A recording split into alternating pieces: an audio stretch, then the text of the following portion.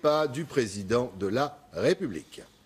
Vous me parlez comme si j'étais toujours une puissance coloniale. Mais moi, je ne veux pas m'occuper de l'électricité dans les universités au Burkina Faso.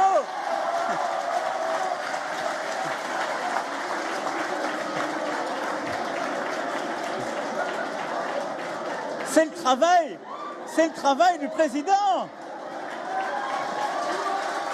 Des éclats de rire, des salves d'applaudissements pour le showman Emmanuel Macron. Le président français transformé, l'espace de quelques heures, en maître de conférence devant un parterre d'étudiants burkinabés, quelque peu dissipés. Deuxième question. Ah, s'il vous plaît, écoutez-les. Je connaissais les étudiants français qui sont déjà des esprits paradoxaux. Mais vous êtes des esprits super paradoxaux. Parce que vous râlez pour avoir la parole et vous râlez dès que quelqu'un prend la parole en disant que les questions sont mauvaises. On ne va jamais s'en sortir. Souvent obligé de faire la loi, geste à l'appui. Oh là là. S'il vous plaît. Non. Écoutez les questions. Non mais, ils veulent qu'on arrête les questions, ils n'en peuvent plus. Mais Emmanuel Macron s'est prêté au jeu jusqu'à la dernière question dans l'amphithéâtre. Merci à vous. Et a même prolongé le spectacle en s'offrant un bain de foule à l'extérieur de l'université. Alors on est là bien évidemment pour parler de com et pour la décrypter. Jean-Christophe Gallien, les retours ce matin sont entre familiarité, style différent, dépoussiérage. Ça reste quand même Emmanuel Macron un président. Ça reste le président dont on sent très bien qu'il veut s'imposer comme une marque politique internationale. Il choisit d'utiliser à chaque fois qu'il le peut tous les sommets, tous les voyages pour tenter de s'imposer de cette manière-là. Là, en l'occurrence, on hésiterait presque entre marque et produit. C'est-à-dire quand on a cette attitude de showman, jouant avec la salle, s'amusant même du président qui est son hôte, en l'occurrence devant sa propre population. Tutoyant le président.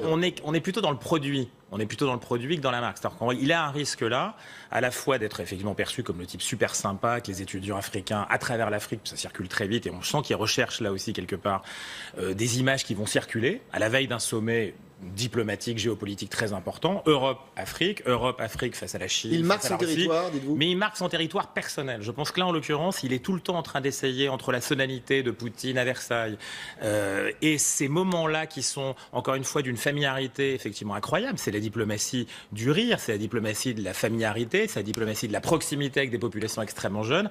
On sent que là, en l'occurrence, il veut marquer son espace à la veille d'un sommet, là où tous les autres chefs d'État ou les chefs de gouvernement qui sont passés en Afrique, qui vont être très classiques, très traditionnels. Alors c'est un risque politique pour lui, c'est un risque géopolitique pour la France, parce que ça peut provoquer des réactions, mais il y a un vrai anglage, comme on dirait, une vraie choix de positionnement. Je ne crois pas que ça soit du tout fait au hasard. En l'occurrence, là-dessus, il y a un vrai défi. Alors ça, c'est intéressant. On sait bien que tous ces sommets, ces visites, surtout pour une première, c'est préparé, Benjamin. Est-ce que, justement, tout ça était déjà acté sur le papier? On sait que dans son discours, il a été largement préparé. On sait qu'il y a eu des consultations, il y a même eu des micro-trottoirs. Le président et son staff ont reçu des étudiants africains. Il y a une technique Macron, il y a une com Macron, jusque dans ses rires, jusque dans cette familiarité. Moi, je trouve que Macron fait beaucoup de progrès sur ses prises de parole. Bon, quand c'est mauvais, il faut le dire, mais quand c'est bon, il faut le dire. Et là, c'est bon. C'est bon parce que il apprend de ses grands discours passés. Et là, moi, ce que je note, c'est que d'entrée de jeu, il a boxé. Il boxe tout de suite, c'est-à-dire dans les 5 premières minutes, il pose les grands principes de son discours. Et quand il parle de la complexité du continent, la fin de la politique africaine, le générationnel, Mandela, on voit que ce discours, il est digéré. Il est relu, travaillé. Il y a deux parties dans son discours. Le premier, moi, je suis séduit par cette facilité à s'exprimer. Il y a même parfois, on sent qu'il... Pas trop. Il cherche un truc un peu... Et là, le mot est fort, mais je trouve qu'il cherche un truc un peu keynésien. Avec cette formule, là, quand il parle du grand basculement du monde. À un moment, on se dit, il a presque envie de dire je suis africain. Et puis après, il tombe dans la facilité. dans la facilité avec les petites formules, les formules d'Emmanuel Macron qui sont trop simples, moi qui m'agacent les oreilles. J'en ai noté quelques-unes sur le passé qui doit passer, génération condamnée à réussir, j'irai écouter la jeunesse, proposer d'inventer ensemble une amitié pour agir. Alors tout ça c'est un peu lourdeau, et puis à la facilité à la fin où effectivement pour le coup il est plus du tout jupitérien, c'est-à-dire qu'il redevient prof de TD à la fac où effectivement il séduit son auditoire, mais il n'est plus du tout président de la République. Quand il interpelle également les étudiants face à lui en disant « Et qui a fait des études de finance ?» Pas de réponse dans la salle. Et là, il y a ce rictus du président. Facilité, dites-vous aussi, ou pas? Alors, je crois que ce voyage a été extrêmement préparé. D'abord, il faut savoir que, il y a une longue tradition quand même des présidents de la République, la relation des présidents de la Ve République avec l'Afrique, et il veut indéniablement imposer sa marque particulière par rapport à ses prédécesseurs. Encore une fois, c'est quelqu'un qui fonctionne toujours au regard de l'histoire, Emmanuel Macron. Alors, il ne faut pas oublier aussi, c'est qu'il a mis en place à ses côtés un comité de politique africaine. Oui. Donc, il veut, si vous voulez, jusqu'à présent, quand même, la politique africaine, c'était encore plus que toute autre matière en politique étrangère, le domaine réservé, hyper réservé de l'Élysée et de la présidence de la République. Donc, il veut montrer qu'il travaille aussi de manière très collégiale dans cette affaire avec des spécialistes de l'Afrique qui viennent abonder sa vision de la politique africaine. Donc ça, c'est un premier point. C'est extrêmement préparé. Mais alors, est-ce qu'il cède à la facilité ? Moi, je crois qu'il y a différentes choses. Le premier point qui me paraît important, c'est qu'en effet, sur le plan formel, je trouve qu'il progresse. Il s'exprime beaucoup plus facilement, il est beaucoup plus à l'aise, il est beaucoup plus dans l'improvisation. Il sort de son texte. Il sort de son texte, et ça, c'est un net progrès. Deuxièmement, il y a quand même une petite difficulté. C'est qu'à un moment donné, il est le président de la République.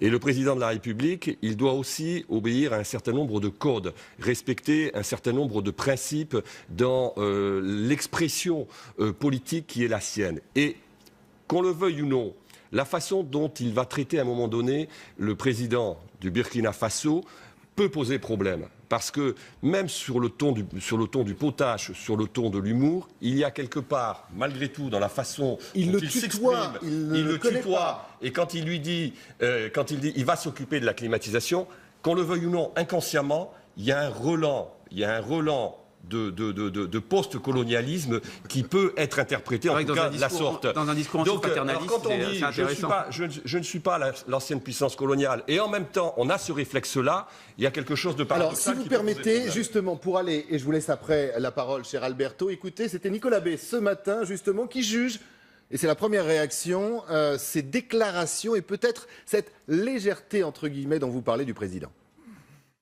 Emmanuel Macron. De l'électricité et de la clim, ça veut dire que le président de la République française, dorénavant, va garantir le fonctionnement de l'électricité et de la clim dans les universités françaises. Il a donné une version de la fonction du président de la République 2.0 au Burkina Faso et en France, évidemment. Ceci dit, pour revenir à l'essentiel, il y avait deux aspects dans cette visite, le show, le spectacle, la communication d'un côté et les contenus de l'autre. Côté show, il a été excellent, je suis d'accord avec tout ce qui a été dit. Il s'améliore. Il est un comédien de plus en plus efficace. Le problème est que son métier n'est pas d'être un comédien, mais d'être un président de la République. Et là, on vient au contenu.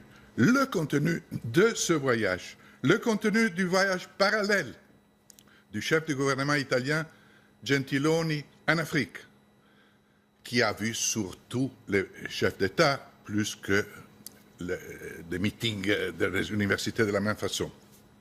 Et surtout, le contenu du sommet entre Europe et Afrique est en premier lieu la question de la migration. Parce qu'aujourd'hui, la perception européenne par rapport à l'Afrique est dramatisée par la question des migrations. Donc, sur ce sujet précis, qui est l'essentiel du discours politique, au-delà de beaucoup de blabla, Emmanuel Macron n'est pas allé jusqu'au bout de la position française. Moi, je crois que je suis assez d'accord, je suis en désaccord avec ce qui a été dit. Sur le fond, je pense qu'il y a beaucoup à dire. Je ne suis pas tout à fait d'accord sur la qualité du discours sur le fond. Là où il m'intéresse vraiment pour le coup, c'est, encore une fois, dans cette nouvelle diplomatie, il faut quitter les postures présidentielles. Il est là vers un public qui est celui du continent africain, c'est-à-dire la jeunesse. Et on sent bien qu'il est en train de s'exprimer, d'essayer de prendre une position qu'aucun chef d'État au monde aujourd'hui ne prend. Ni depuis les États-Unis, encore moins de la Chine. On ne peut pas penser que Poutine puisse penser ça. Donc c'est l'Europe qui va s'inscrire. Et en Europe aujourd'hui, il y a une génération de leaders avec lesquels il est en compétition. C'est-à-dire que les mecs ont 40 ans. Et donc c'est pas Merkel qui va venir. Donc là, en l'occurrence, il a une cible particulière, une cible diplomatique, une cible marché, politique ou diplomatique, et la jeunesse africaine. Et il le fait de cette manière-là. Moi, je pense qu'il y a une grande réussite, malgré des effets de familiarité de ce point de vue-là. Et alors, sur le coup, sur le fond, je pense que c'est beaucoup trop léger, avec un certain nombre même de volte-face sur la langue française, le dictionnaire de la francophonie. C'est pas très clair. Et par contre, je pense que sur le travail avec les chefs d'État, on ne peut pas douter un seul instant que ça a été fait, par lui, par d'autres. Là où il est très fort, là, c'est dans une forme de disruption et une forme de chemin qu'il prend pour aller séduire la jeunesse africaine. Alors justement, je vous laisse la parole. Autre illustration sur ces deux visages du président, toujours dans la séquence entretien, questions-réponses avec les étudiants. Africain, mon ami, là aussi, on est dans le fond, on est dans la forme également. Ben là, il s'adresse autant aux Africains qu'à son opinion publique française. Clairement, je veux dire, c'est un discours à double niveau. Bien évidemment, il s'adresse aux jeunes étudiants africains, et ça, c'est une nouveauté parce que là aussi, il veut marquer, je veux dire, son passage. En règle générale, les présidents de la République s'adressaient aux chefs d'État et aux élites administratives et politiques. Donc ça veut dire que là, il s'adresse à la jeunesse. Ce sont les Africains, mon ami. Cette phrase assez familière pour vous, c'est pensé. Au passage, il fait d'ailleurs la même chose qu'avait fait Obama en 2009 quand il est allé en Turquie. Obama en Turquie s'était adressé à des jeunes étudiants. Donc il y a là aussi une inspiration qui n'est pas inintéressante. Mais pour en revenir à ce qu'il vient de dire, il tient un discours de vérité, et là-dessus il est assez bon. Il tient un discours de vérité dans un auditoire qui n'est pas forcément acquis à première vue à ce qu'il va dire. Il arrive à retourner la salle, mais ce qui est très intéressant, c'est que c'est un discours très décomplexé. Mais la question qu'il faut se poser, et c'est une question qui n'est pas inintéressante, imaginons Nicolas Sarkozy dire la même chose. Qu'est-ce qui se serait passé dans l'opinion publique et dans la presse française? Parce que c'est quand même un discours qui est assez violent sur le plan des symboles, même s'il dit la réalité. Et les mots sont assez crus quand même. On est vraiment dans la discussion. Ça pourrait être quasi une discussion de comptoir ou une discussion dans la rue. Seulement une chose. L'Europe et la France en particulier demandent aux Africains pas de ne pas être des passeurs, mais aujourd'hui de bâtir des murs pour empêcher ces mouvements migratoires d'arriver à la Méditerranée et à l'Europe. Or, ce discours de mur est un discours essentiel qui doit se coupler d'un discours de coopération économique. Là, c'est le défi de la réunion aujourd'hui entre Européens et Africains. Et là, c'est le défi de la politique française et de tous les autres pays européens. Deux choses. Sur le style, effectivement, les présidents français en Afrique, généralement, ont des discours plutôt casse-gueule. On se souvient de Sarkozy, qui s'était complètement planté. On se souvient également de François Hollande. Il y a son discours où, quand il dit « c'est le plus beau jour de ma vie », au Mali, on lui en avait beaucoup voulu. Et puis, effectivement, Macron, il parle après Obama. C'est-à-dire que quand on arrive en Afrique, c'est différent aujourd'hui. C'est-à-dire que la prise de parole diplomatique, elle tient aussi un peu plus du domaine du show.